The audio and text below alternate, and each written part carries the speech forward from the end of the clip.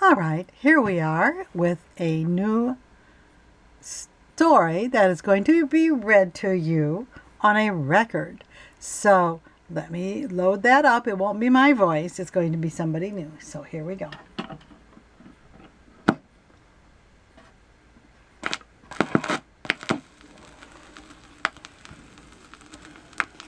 This is the story of Noah's Ark. You can read along with me in your book. You will know it is time to turn the page when you hear the dove coo, like this. Let's begin now. Long ago, when the world was new, there lived a man named Noah. He was a good and honest man who lived in a way that pleased God. Noah spent his days in peace and happiness with his family. Many people didn't live as Noah lived. They were selfish and cruel to one another. God told Noah that because of the wickedness in the world, it would rain for 40 days and 40 nights. And the rain would cause a flood which would wash away all the evil. God also told him how Noah and his family and the animals of the world would be protected. Noah had to build a big ark to ride upon the floodwaters. Everyone laughed at Noah for building a boat on dry land, but that didn't bother Noah. I must do the will of God. God has spoken unto me. I admit that I'm afraid. This is more than I can see. Why was I the chosen one? Who am I to hear the voice? God has spoken unto me. Do I really have a choice? I will do my best, though I am just a simple man. God has spoken, and I know that I must try to understand. I must do the will of God, and I'll do the best I can. For to do the will of God is the first delight of man. But I hope that God is sure about this plan.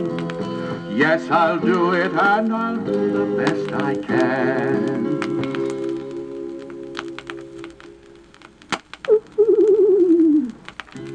When they had finished the ark, Noah and his sons and their wives searched for 2 of every kind of animal, every beast that walked and every bird that flew, every snake that crawled, toad that hopped, and lizard that crept. Sometimes it wasn't easy. All the animals were put in pens beside the ark. Noah's pasture looked like a zoo, but it was bigger than any zoo you have ever seen. Noah and his family also gathered enough food for many months. Hay for the horses, grain for the cattle, and meat for the lions and tigers. There was even a pile of carrots for the rabbits, and plenty of sweet clover for the honeybees. When the work was finished, God told Noah to load up the ark. So Noah and his family put their household goods and the food into the ark. Then Noah opened the pens and let all the animals out. The animals followed Noah to the big ark. He stood in the doorway at the top of the ramp and directed all the beasts and birds. Then in marched the animals 2 by 2, the long-necked giraffe and the kangaroo, the lion and the rhino and the wallaby, the turtle and the deer and the chimpanzee. badger and beaver, bare and new, up the ramp, 2 by 2.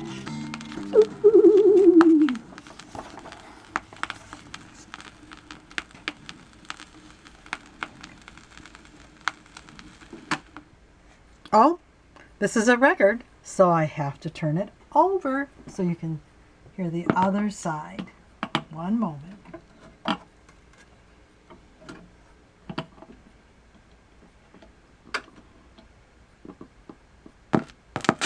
All right, here we go.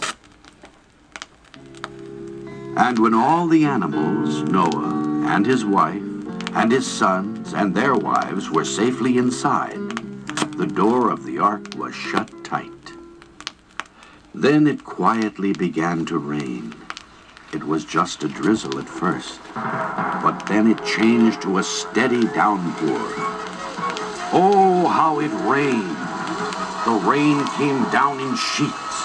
The wind howled, the thunder roared, and the lightning flashed across the dark sky. The waters began to rise higher and higher until they covered even the mountain peaks. Everything on earth was destroyed in the flood. But the ark and its passengers floated safely on the water.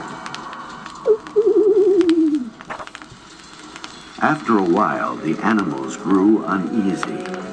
The wolves howled, the horses whinnied, and the tiny field mice squeaked with fear. Even the great striped tigers crouched in a corner and meowed like little kittens. The lions did not roar or cry out, but they too were afraid. They didn't move or eat or even twitch their tails. Noah's sons and their wives, they began to wonder if God had forgotten them. Noah alone was calm. He did not doubt God's word. And suddenly, just as God had said it would, after 40 days and 40 nights, the rain stopped.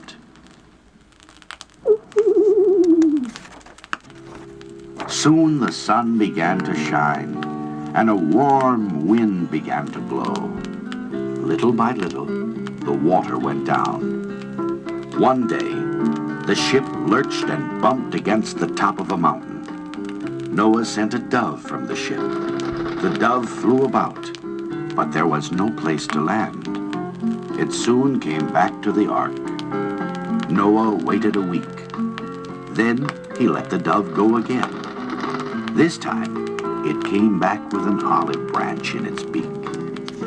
That meant that the water was below the treetops. The third time Noah sent the dove from the ark, it did not return at all, for the land was at last dry, and the dove could find food and shelter. God told Noah to leave the ark, along with his family and the animals, and begin life again on earth. Oh, the great joy of being free.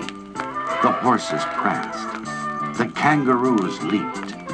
The penguins flapped their wings and waddled faster. Even the heavy hippos kicked up their heels as they paraded down the ramp onto dry land. Under the arch of a rainbow, the antelopes and mountain goats bounded to the high hills. The bears ambled to the woods. The lions and leopards raced to make their new homes on the plains and in the jungle.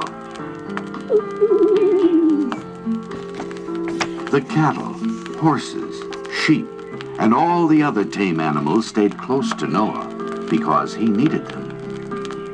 The first thing Noah did was to build an altar where he and his family thanked God for saving them from the flood.